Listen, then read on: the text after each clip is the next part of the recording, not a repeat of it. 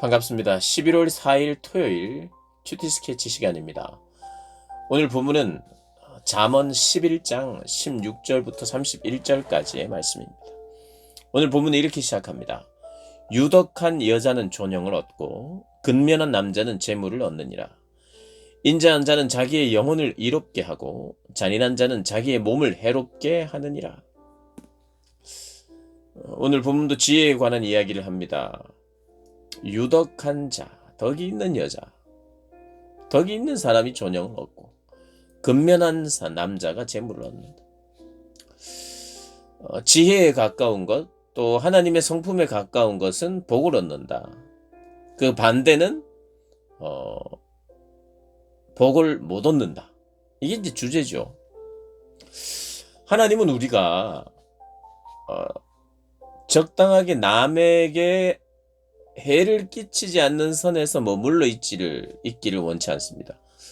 그냥 내가 나쁘지 않은 사람 정도 되는 것으로 하나님은 만족하지 않고 유덕하고 근면하고 자비롭고 인자한 사람이 되기를 원한다고 말하고 있어요. 우리가 성경을 살펴보면 나만 복되고 나만 좋은 일은 그건 진짜 복이 아니라고 말합니다. 하나님도 기뻐하시고 나도 기뻐하고 나만 기뻐할 뿐만 아니라 다른 이들도 기뻐하는, 그러니까 하나님도 기뻐하고 우리도 기뻐하는, 우리 모두가 기뻐하는, 하나님과 내가, 하나님과 우리 교우들이, 성도들이 다 전부 다 우리죠. 우리가 기뻐해야 되는 거예요. 우리가. 그럼 모두가 기뻐할 수 있는 일이 있는가? 있지요. 그걸 찾아야 돼요. 그것만 영원하고 하나님께서 그걸 추구하기를 원하세요. 교회만 그게 그래서 가능하죠. 교회가 그것을 추구합니다. 하나님의 기뻐하시는 것을 추구하면 우리가 기쁘거든요. 그리고 타인의 그 기쁨을 내가 추구하면 내가 하나가 되고 나도 기뻐요. 그 잠언은 그 이야기를 하고 있습니다. 우리가 그냥 나쁘지 않는 정도, 다른 이들에게 해를 끼치지 않는 정도의 삶을 사는 것이 아니라 그런 수동적인 삶을 살지 않고 적극적으로 하나님의 성품을 드러내면서 살기를 원하세요. 덕이 있는 것, 성실한 것, 근면한 것, 인자한 것, 자비로운 것, 이런 게 다 하나님의 성품이죠. 그러면서 이제 또 아름다움에 대해서 이야기합니다. 지혜로운 것, 아름다운 것 다 복이죠. 아름다운 것 복입니다. 지혜로운 것 복입니다. 지혜로운 게 뭐라고요? 유덕한 것이 지혜로워요. 근면한 게 지혜로운 거죠. 아름다운 건 뭘까요? 마찬가지입니다. 유덕한 것이 아름답고요. 근면한 것이 아름답습니다. 인자한 것이 아름다워요. 자비로 대하는 것, 사람을, 그냥 아름답습니다. 그럼 아름다움은 또 어떻게 표현이 되느냐? 말로도 표현되지만 행동으로 표현이 되죠. 행동으로. 참 아름답다, 지혜롭다. 세상의 지혜하고는 어떤 면에서는 거의 정반대입니다. 세상을 움켜쥐어야, 내가 더 많이 가져야 내가 행복하다고 생각하는 게 세상이에요. 그 세상의 중심에는 사단이 있습니다. 우리를 파괴하는 세상의 중심에 사단이 있어요. 그래서 내가 더 움켜쥐어야 돼요. 나눌 줄 모릅니다. 그러면 그 사람이 어떻게 되냐? 행복한가? 아니요. 불행해요. 내가 움켜쥐는 사람, 그건 지혜롭지 못한 사람이거든요. 지혜롭지 못한 사람은 복을 얻을 수가 없어요. 지혜롭지 못한 사람들은 참된 기쁨을 유지할 수가 없습니다. 참된 기쁨, 참된 아름다움, 지혜로움이 어디에 있는가? 나눔에 있어요. 그래서 오늘 보면 모든 이 본문이 여기에 초점이 맞춰져 있진 않지만, 그러나 아름다운 것이 무엇인가? 지혜로운 것이 무엇인가? 우리가 살펴보면 결국 아름다움 중에 하나, 지혜로움 중에 하나, 그리고 그 지혜로운 삶을 살면 나에게 큰 복이 있는데, 그것이 복된 삶인데, 오늘 24절에 이렇게 이야기를 합니다. 흩어 구제하여도 더욱 부하게 되는 일이 있나니 과도하게 아껴도 가난하게 될 뿐이니라. 흩어 구제하여도, 내가 구제하여도 나누어도 내가 없어지는 것 같은데 오히려 부유하게 돼요.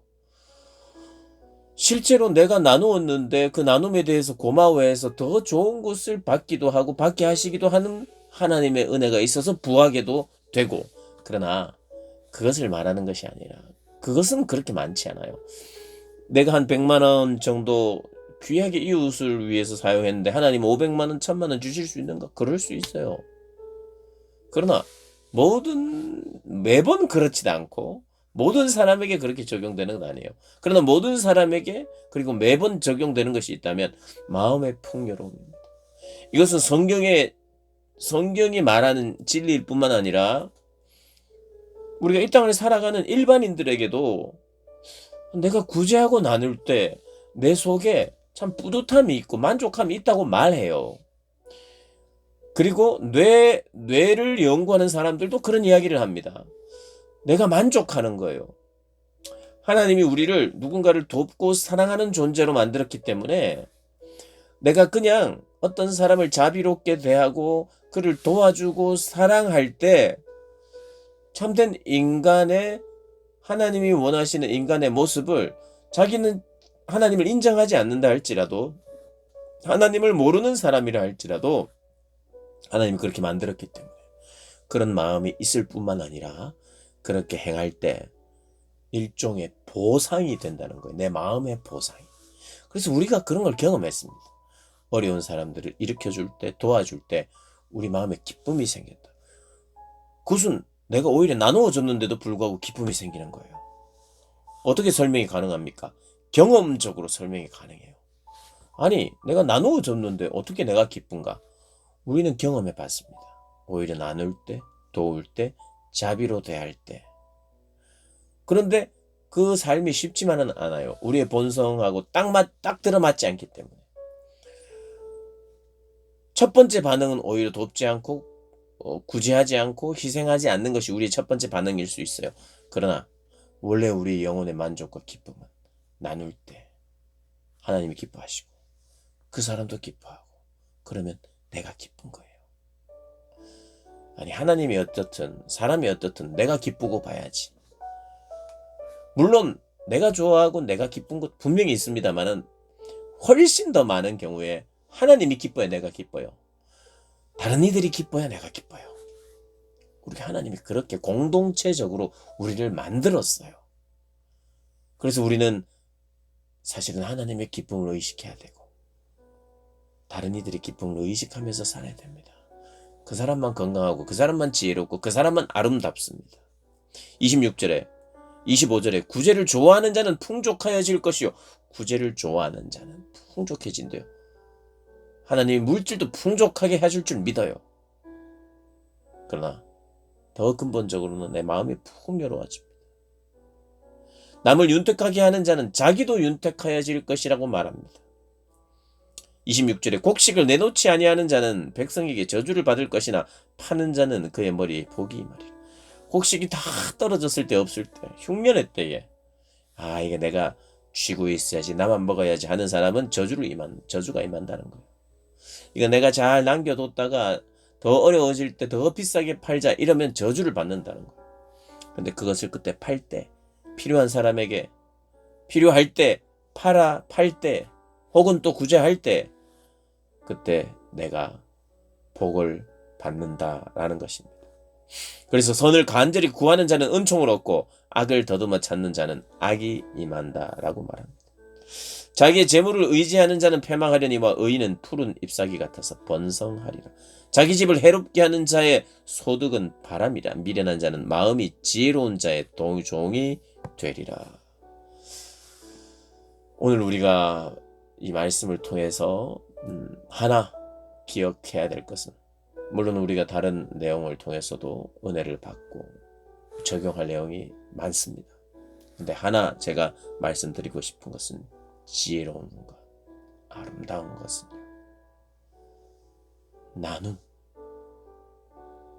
나눔의 삶이 지혜롭고 아름다운 삶이고 그 나눌 때에 우리는 풍성해진다는 것. 우리가 경험적으로도 그것을 경험해 봤을 거예요.